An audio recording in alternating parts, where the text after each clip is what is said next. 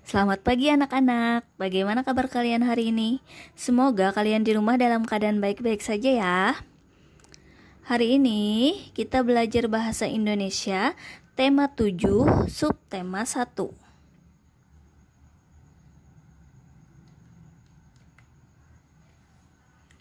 Yang pertama akan kita bahas yaitu tentang kalimat pengandaian. Kalimat pengandaian adalah kalimat yang mengandaikan atau tidak mungkin terjadi. Biasanya terdiri atas kata seandainya. Contoh, seandainya aku menjadi rakyat Indonesia pada masa itu, aku akan menolak kedatangan bangsa-bangsa Eropa di Indonesia.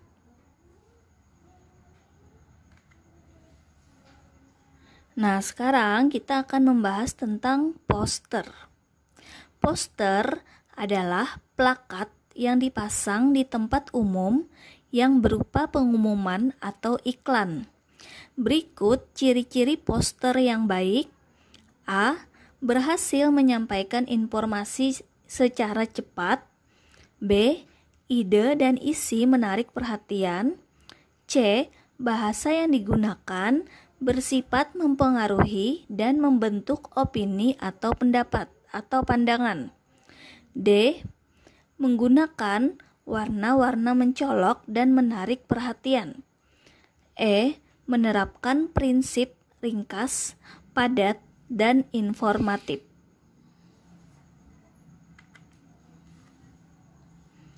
Selanjutnya yang akan kita bahas yaitu tentang kosakata dan kata serapan. Kosakata adalah perbendaharaan kata atau banyaknya kata yang dimiliki suatu bahasa. Alat yang dapat membantu ketika mempelajari kosakata adalah kamus. Hal ini karena kita dapat menemukan arti kosakata dalam kamus. Kata serapan adalah kata yang berasal dari luar negeri dan sudah umum digunakan di Indonesia. Contohnya, kitab itu berasal dari bahasa Arab.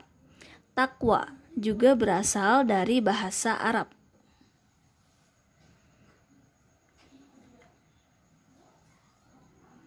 Nah, sekarang kita akan membahas tentang kata baku dan tidak baku. Kata baku adalah kata yang sesuai dengan kaidah kebahasaan. Sebuah kata dapat dikatakan baku jika kata tersebut digunakan sebagian besar masyarakat dalam situasi pemakaian bahasa bersifat resmi dan menjadi rujukan norma dalam penggunaannya. Kata baku digunakan dalam teks berita, makalah, surat dinas, dan teks lain yang bersifat resmi. Contoh kata baku, teknik, izin, aktivitas. Kemudian kata tidak baku adalah kata yang tidak sesuai dengan kaidah kebahasaan.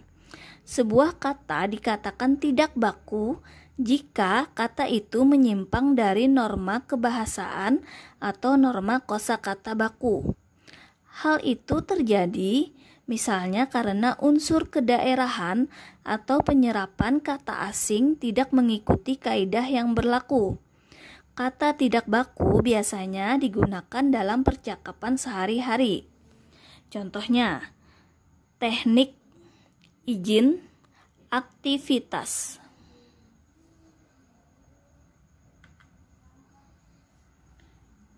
Nah, kemudian kita akan membahas tentang wawancara.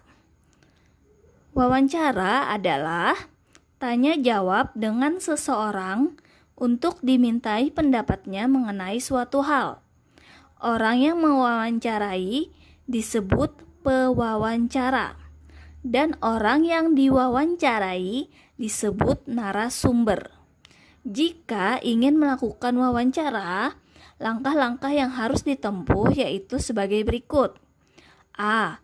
Menentukan narasumber sesuai dengan tema wawancara. B.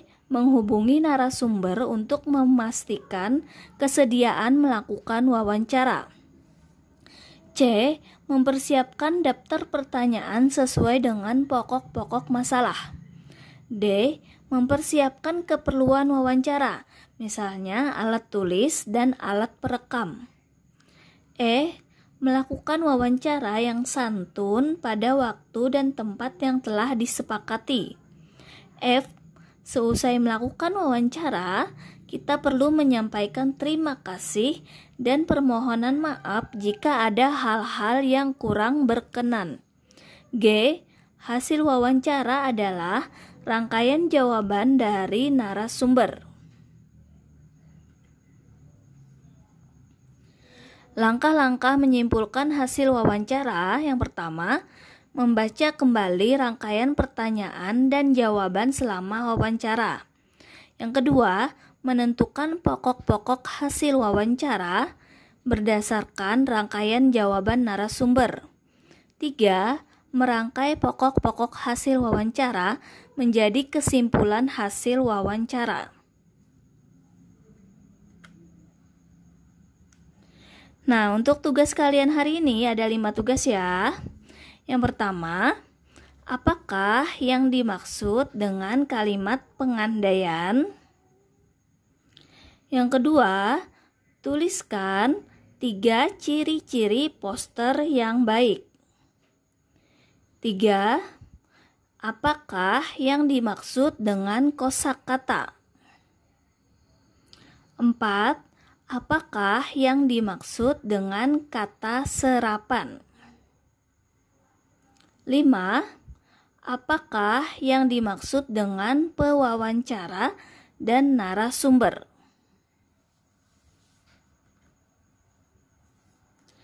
Nah, terima kasih ya anak-anak sudah mendengarkan penjelasan Ibu hari ini. Semoga kalian bisa mengerjakan tugas-tugas dari Ibu dengan mudah. Selamat mengerjakan.